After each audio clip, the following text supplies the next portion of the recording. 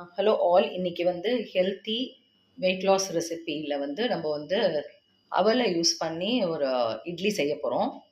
நான் வந்து ரெட் அவல் யூஸ் பண்ணி செய்கிறேன். நீங்கள் நார்மல் அவலில் கூட அதை செய்யலாம். ரெட் அவலில் வந்து நிறையா சத்துக்கள் இருக்குது.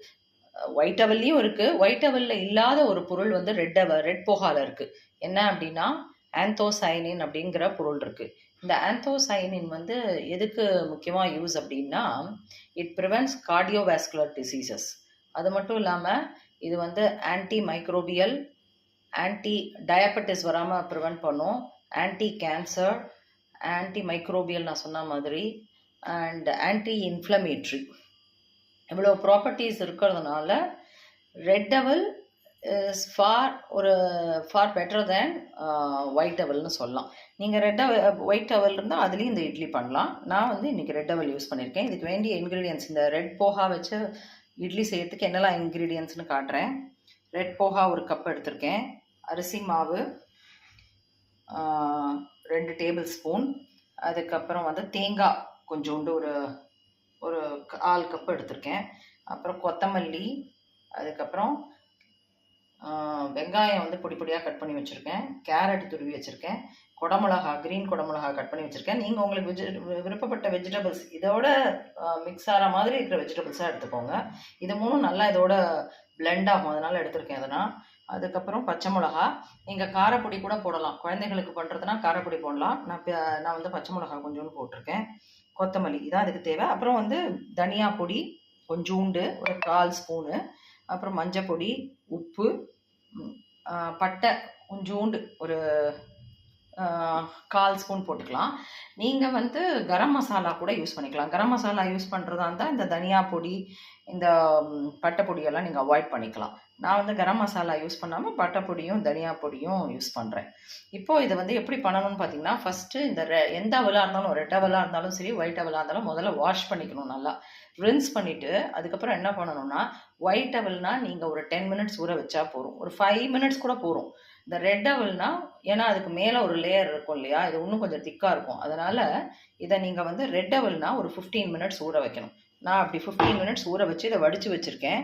இப்போ இதை என்ன பண்ண போகிறோன்னா, இந்த வடித்த ரெட் அவலை இங்கே வடித்த ரெட் அவலை இப்போ ஒரு பாத்திரத்தில் போட்டிருக்கோம். ஊற எடுத்தது 15 மினிட்ஸ் ஊறி இதை வடிச்சிருக்கோம். இப்போ இதை வந்து நல்லா பிசைஞ்சுக்கணும். நல்லா பிசைஞ்சிட்டு இதில் இப்போ ஃபஸ்ட்டு ஆனியன் சேர்க்க போகிறோம். ஆனியன் ஃபஸ்ட்டு சேர்த்துக்கலாம். முதல்ல எல்லாத்தையும் சேர்த்துட்டு பிசையலாம். அதுக்கப்புறமா ஆனியன், கேரட், குடமிளகாய், பச்சை மிளகா,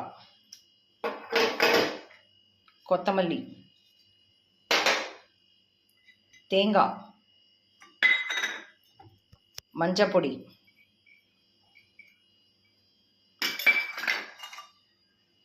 தனியா பொடி, பட்டை பொடி, பட்டையை பொடி பண்ணி வச்சுருக்கேன், அது கொஞ்சோண்டு, உப்பு, அரிசி மாவு, பைண்டிங்க்கு கொஞ்சோண்டு அரிசி மாவு 2 டேபிள் ஸ்பூன் போட்டால் போதும். நீங்கள் அரிசி மாவு இல்லைன்னா கோதுமை மாவு கூட போடலாம். அரிசி மாவு இன்னும் நல்லா இருக்குங்க, அதனால தான் அதை போட்டிருக்கேன். இப்போ இதை நல்லா பிசைஞ்சுக்கணும். நல்லா நம்ம கட்லெட்டுக்கெலாம் பண்ணுவோம்ல, அந்த மாதிரி பிசைஞ்சுக்கணும். இதை பிசைஞ்சிட்டு உங்களுக்கு நான் காட்டுறேன். பார்த்தீங்கன்னா இந்த நம்ம மாவை பிசைஞ்சிட்டோம். இப்போ இதில் என்ன பண்ண போகிறோம்னா, தட்டிக்க போகிறோம். இப்படி தட்டிக்கணும்.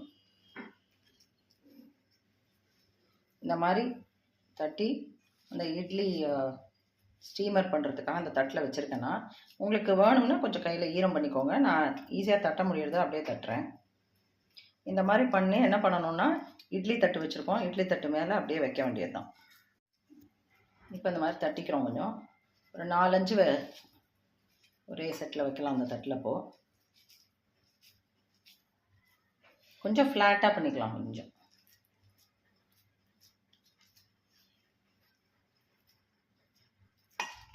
கட்லெட் மாதிரிங்க.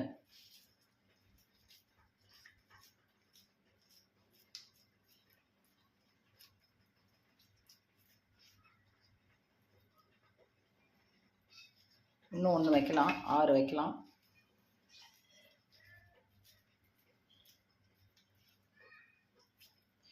இப்போ இதை என்ன பண்ண போகிறோம்னா வேக வைக்க போகிறோம். இட்லி தட்டு ஏற்கனவே இட்லி இதை வந்து நான் சூடு பண்ணியிருக்கேன். அது மேலே அப்படியே வச்சு இப்போ வேக வைக்க போகிறோம். நான் வெந்ததுக்கப்புறம் என்ன பண்ணலான்னு சொல்கிறேன். இப்போ நம்மளுக்கு வந்து இந்த ரெட் அவல் இட்லி ரெடி ஆகிடுது. இப்போ நான் என்ன பண்ணியிருக்கேன்னா கொஞ்சம் எண்ணெய் விட்டு மிளகாப்பொடி வந்து குழச்சி வச்சுருக்கேன். இப்போ அந்த மிளகாப்பொடியோட சேர்த்து இது பண்ணி சாப்பிட்டோம்னா நல்லாயிருக்கும். பொடி இட்லி மாதிரி பண்ணி சாப்பிட்டோம்னா நல்லாயிருக்கும். இப்போ அதில் இது பண்ண போகிறோம், கோட் பண்ண போகிறோம். இட்லியை கோட் பண்ணி சர்விங் பிளேட்டில் வச்சிடலாம்.